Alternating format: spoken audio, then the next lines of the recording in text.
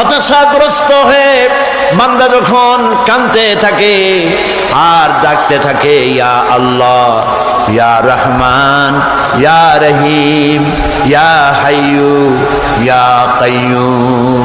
একটুখানি তাহাজ্জুদে ওঠেন, গভীর রাত্রে ঘরের সবাই যখন ঘুমানো, আপনি তখন উঠুন, উজু করে একা একই রুমের ভিতরে ঢুকে তাহাজ্জুদের নামাজ আদায় করে চোখ বন্ধ করে যদি ডাকতে থাকেন মধুর সুরে, ইয়া আল্লাহু, ইয়া রহমানু, ইয়া রহিমু, ইয়া হাইয়ু, ইয়া কাইয়ুম। আল্লামা ইকবাল বলেছেন, দিল সে जो बात निकलती है असर रखती है पर नहीं मगर ताकते परवाज रखती है। দিল থেকে যে কথা উচ্চারিত হয়, মুখের কথা আর মনের কথা ভিন্ন রকম।